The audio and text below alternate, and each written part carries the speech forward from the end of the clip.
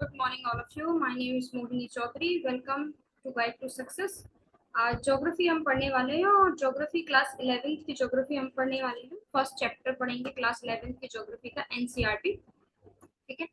और आप देख सकते हैं किस टॉपिक के बारे में हम बात करने वाले हैं। टॉपिक क्या है यार, चैप्टर पढ़ने वाले हैं हम इंडिया और उसकी लोकेशन। फर्स्ट चैप्टर है क्लास 11 ज्योग्राफी की बुक होनी चाहिए आपके पास एनसीईआरटी की, क्योंकि वो मेरा भी मेन सोर्स होने वाला है यहाँ पे आपको पढ़ाने का। ठीक है। बहुत ही छोटा चैप्टर है और चैप्टर छोटा भी है और साथ में इंफॉर्मेटिव भी है। इंफॉर्मेटिव क्या, रिकैप हो जाएगा, आपका रिवीजन हो जाएगा, चीजें वही होंगी जो आपने पहली क्लासेस में पढ़ी होंगी। अगर आपने 9th पढ़ी है ज्योग्राफी ढंग से तो थोड़ा बहुत आपको वो याद भी होगा। ठीक है। ये है चैप्टर, ये पीडीएफ है एनसीईआरटी की बुक की। मैंने ये जो एनसीईआरटी की वेबसाइट से लिया, आप ले सकते हैं, डाउनलोड कर सकते हैं। ठीक है। जैसे यहाँ पे लिखा भी हुआ है do you remember, do you remember मतलब कुछ ऐसा आने वाला है जो हमने पहले भी कहीं पढ़ा है, वो आने वाला है, इसलिए डू यू रिमेम्बर लिखा हुआ यहाँ पे आ रहा है।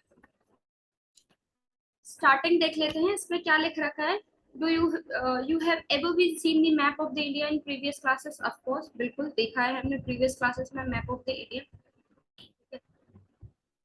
कुछ ऐसी इंफॉर्मेशन इसमें होने वाली है जो हमने पहले भी देखी है। देखिए, सबसे पहले जो चीज मेरे दिमाग में आ रही है वो आपको क्लियर होनी चाहिए, वो ये है कि ये जो छोटा सा बॉक्स है पहले हम इसको देख लें। ये छोटी सी इंफॉर्मेशन है ना, सेकंड पैराग्राफ की, पहले हम इसको पढ़ लेते हैं।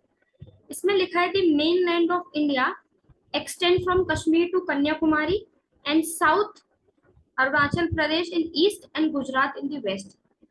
अब इसमें क्या है, इसमें बता रखा है वो फैक्ट जो हम सबको यूजुअली पता ही है कि भैया नॉर्थ में हमारे पास कश्मीर है और साउथ में वी हैव कन्याकुमारी।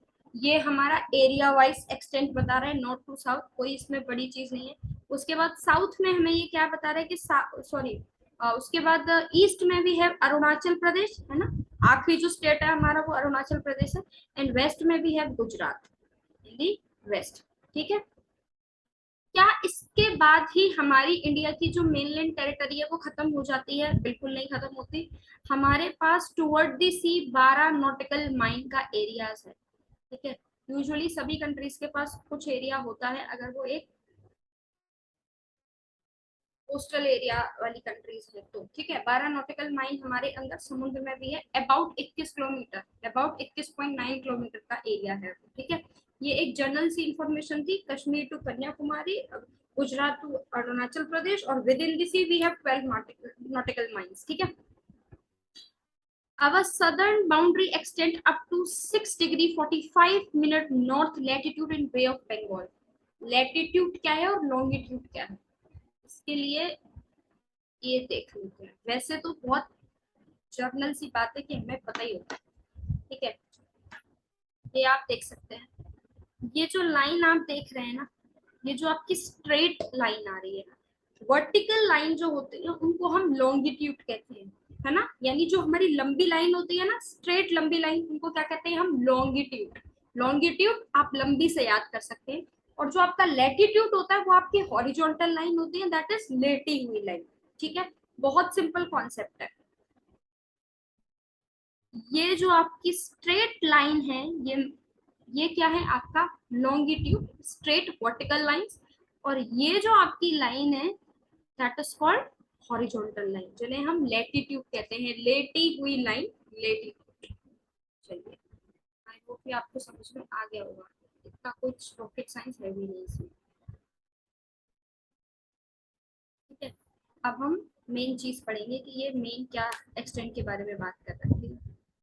फिर से हम एक चीज पढ़ते हैं, इसमें क्या लिख रखा है इसमें कि नॉर्थ से लेके साउथ तक जो एरिया है, मेजरमेंट है, वो जो पॉइंट मैं वही आपके सामने हाईलाइट कर रही हूँ जो कि बहुत ज्यादा नोटवर्दी है। ठीक है।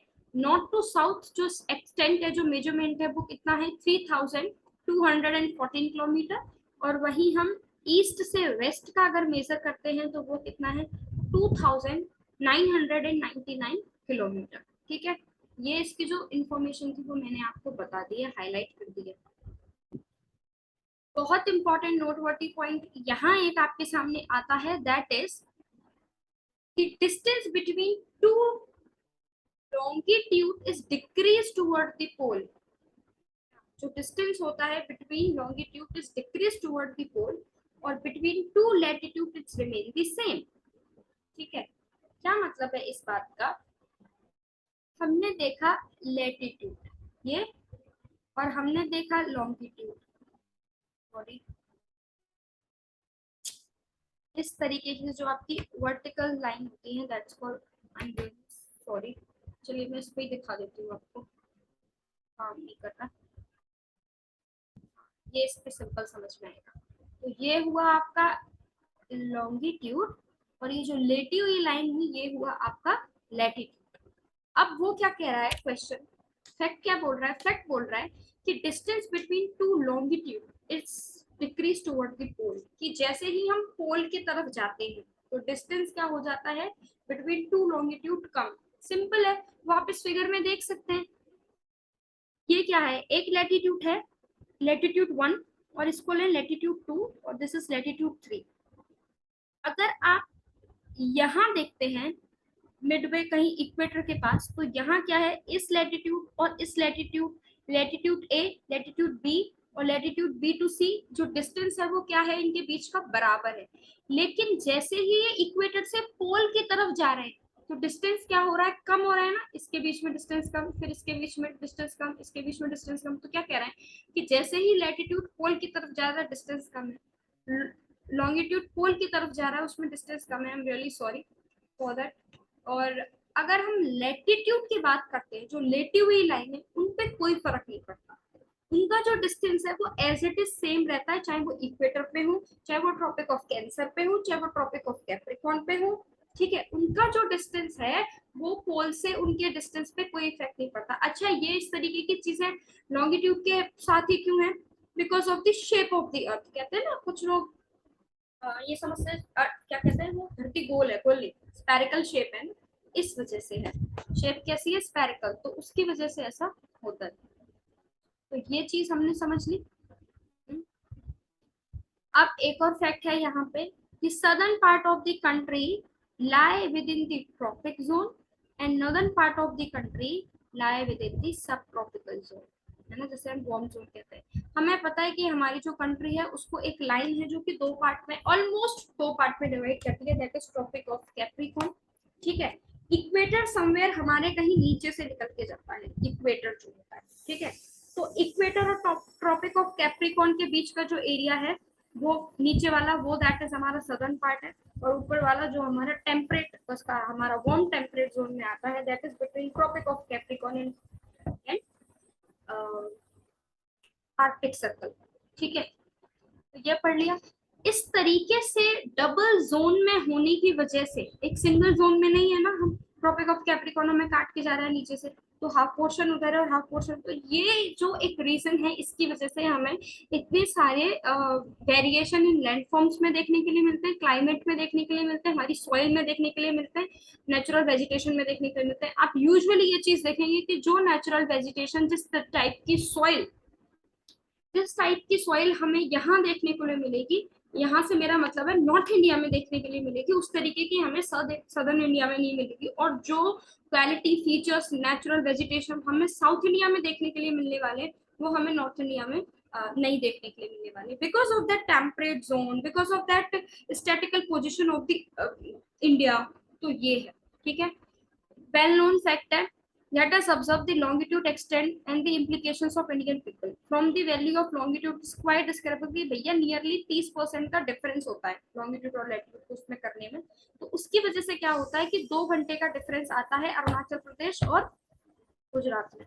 अरुणाचल प्रदेश में जो है वो सूरज गुजरात के कंपैरिजन में 2 घंटे पहले निकल आता है। ये चीजें भी आपने कई बार पढ़ी होंगी। ठीक है, तो इसलिए बस मैं आपको यहाँ पे एक रिकैप करा लूँ। ये इंडिया का मैप है, आप देख सकते हैं। ठीक है, अब हम कुछ फैक्ट्स पढ़ेंगे फिर से। इंडिया का जो एरिया है वो है 3.28 मिलियन स्क्वायर किलोमीटर। ठीक है, जो कि वर्ल्ड का कितना है, 2.4%। ये हमारा total area 3.28 million square kilometre, और जो वर्ल्ड का कितना एरिया कंटेन करते हैं हम लोग, 2.4% ऑफ टोटल वर्ल्ड एरिया। इस एरिया को लेने के बाद हम वर्ल्ड की 7th लार्जेस्ट कंट्री माने जाते हैं एरिया के रिस्पेक्ट में। अब हम अगेन कुछ फैक्ट्स देख लेते हैं। देखिए फैक्ट हैं और याद करने वाली चीजें हैं इस चैप्टर के अंदर। The size of India is around, sorry excuse me,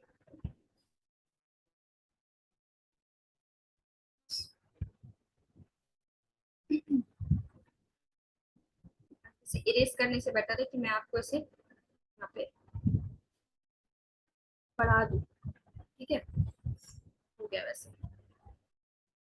The size of India has adorned with the great physical diversity. देखिए ह्यूज साइज है, हमने कहा ना वर्ल्ड का कितना परसेंट ऑफ एरिया हम लोग ले रहे हैं, वर्ल्ड का 2.4% ऑफ एरिया है। बहुत बड़ा हमारे पास साइज है।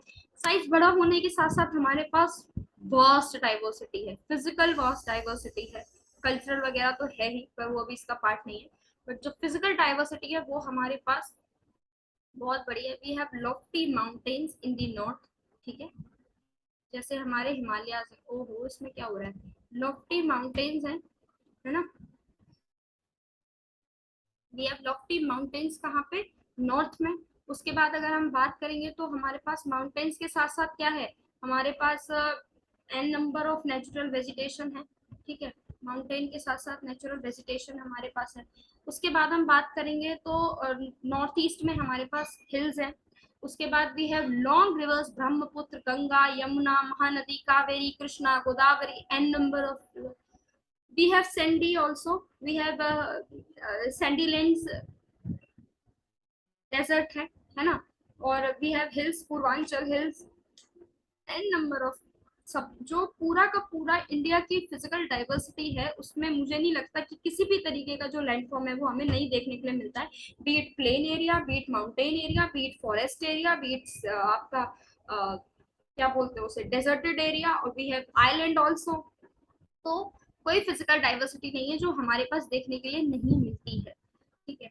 अब जैसे कोई क्वेश्चन आता है कि इंडियन सब कॉन्टिनेंट के बारे में क्वेश्चन आता है ना, कि इंडिया, भाई इंडिया का जो सब कॉन्टिनेंट, आपने ये वर्ड भी कई बार सुना होगा, है ना, कि सब कॉन्टिनेंट, इंडिया इज अ सब, मतलब सब कॉन्टिनेंट में ये हो रहा है, सब कॉन्टिनेंट में वो हो रहा है। तो ये एक्चुअल में सब कॉन्टिनेंट होता क्या है, जैसे इंडियन सब कॉन्टिनेंट को बनाता क्या क्या है। तो इट इंक्लूड, कौन कौन सा देश इंडियन सब कॉन्टिनेंट को बना रहा है, आपका पाकिस्तान है, we have Nepal, we have Bhutan, then Bangladesh, then India, ठीक है। ये क्या है, वो सब कॉन्टिनेंट की फॉर्मेशन कर रहे हैं, ये मिलके क्या बना रहे हैं, सब कॉन्टिनेंट। हिमालयस के बारे में अगर हम बात करेंगे तो कर लेते हैं। हिमालयस देखिए बेस्ट फिजिकल बैरियर की तरह काम करते हैं, किसी भी एंशियंट टाइम पर भी वो बेस्ट फिजिकल बैरियर की तरह काम करते थे किसी भी इन्वेजन से, और अभी भी वो बेस्ट फिजिकल बैरियर की तरह काम करते हैं हमारी जो भी नेबरिंग कंट्रीज हैं उनसे, स्पेशली विद चाइना, ठीक है। तो यहाँ हम देख लेते हैं वो फिजिकल बैरियर की तरह काम करते हैं, लेकिन कुछ माउंटेन पासेस भी हैं, mountain passes like within the two mountain जैसे पास है एक इंडिया में, और उधर दूसरी हमारी जो नेबरिंग कंट्री है उसमें। तो कैसे वो पासेस हैं और उनके कुछ नाम लिखे हुए हैं, तो आप यहाँ से उनके नाम पढ़ सकते हैं, जैसे नथुला, है ना, और आपका बॉम्डिला, शिपकिला, बोलान, इस तरीके के कुछ पासेस हैं, ठीक है। अब हमने बात कर ली पासेस के बारे में, डाइवर्सिटी के बारे में, हिमालय एज अ बाउंड्री के बारे में। अब हम किसकी बात करने वाले हैं, इंडियन पेनिनसुला की बात करने वाले हैं। इंडियन पेनिनसुला की, देखिए यहाँ पे एक सिंपल सा क्वेश्चन है, आप खुद उसको अपने उससे नॉलेज से आंसर कर सकते हैं कि अगर हम कश्मीर टू कन्याकुमारी विजिट करते हैं और जैसलमेर टू इम्फाल मणिपुर विजिट करते हैं तो हमें किस लेवल की डाइवर्सिटी देखने वाली मिलने वाली है। नो डाउट आप उसको खुद भी आंसर कर सकते हैं कि अगर हम कश्मीर से कन्याकुमारी तक जाएंगे तो किस किस तरीके की variation of diversity, land physical diversity हमें देखने के लिए मिलेगी, ठीक है। मैं आपको बताती हूँ पेनिसुलार के बारे में। पेनिसुलार देखिए, ये जो पोर्शन है ना, ये जो बी शेप एरिया है, दैट्स कॉल्ड पेनिसुलार। अब ये बात कर रहा है कि भाई उसकी जो कोस्टल एरिया है वो कितना है, तो ये यहाँ पे है 6100 किलोमीटर का जो है वो कोस्टल एरिया है उसके अंदर। लेट्स मूव, कोस्टल एरिया इतना है उसके अंदर। अब इंडिया के कुछ नेबर्स की बात करेंगे। इस तरीके का कोस्टल एरियाज है, और इंडिया के कुछ नेबर्स की बात कर लेते हैं। Examine the location in the map, you will notice that India is located in the south central part of central Asia. ठीक है, हम किस में हैं? क्या हम वेस्ट एशिया का पार्ट है? क्या हम ईस्ट एशिया का पार्ट है? नहीं, हम किसका पार्ट है? South central part of continent of Asia. जो कॉन्टिनेंट एशिया है, हम उसका साउथ सेंट्रल पार्ट है ना, हम उसका ईस्ट पार्ट नहीं है। Bordering with the Indian ocean and it's to arm extend from bay of Bengal and Arabian सी। ठीक है, okay. Sri Lanka and Maldives are the two island country located in Indian ocean. हमारी दो आइलैंड, जो दो आइलैंड कंट्री हैं जो हमारे नेबर हैं, दैट इज श्रीलंका, है ना, और मालदीव, ये हमारे आइलैंड नेबरिंग कंट्री हैं। बाकी हमारे जो नेबरिंग कंट्री हैं दैट इज आपका श्रीलंका है, जो कि India, Sri Lanka separated India from gulf of Mannar and पाक स्टेट। याद करने वाला फैक्ट है कि श्रीलंका को इंडिया से क्या सेपरेट करता है? गल्फ ऑफ मन्नार एंड पाक स्टेट। नेबरिंग कंट्रीज के नाम आप खुद बता सकते हैं, दैट इज पाकिस्तान, आपका नेपाल, आपका बांग्लादेश, और नेपाल हो गए, बांग्लादेश हो गए, चाइना, भूटान। ठीक है, these are the some countries. ठीक है, तो आप इस तरीके से, बाकी मुझे नहीं लगता इस चैप्टर में इससे ज्यादा कुछ इम्पोर्टेंट है जो ऐसा पढ़ाने के लिए। हाँ ठीक है, फिर कुछ क्वेश्चंस आ गए जिन्हें आप यहाँ पे आंसर कर सकते हैं। तो दैट्स ऑल। इसमें यही वो कुछ इम्पोर्टेंट फैक्टर जो आपको याद रखने हैं। ऐसा जिसमें कोई ऐसा इम्पोर्टेंट फैक्टर है नहीं। लॉन्गिट्यूड लैटिट्यूड वो मैंने बता दिया है आपको। ठीक है, दैट्स ऑल फॉर टुडे, और नेक्स्ट टॉपिक हम जल्दी ही स्टार्ट करेंगे।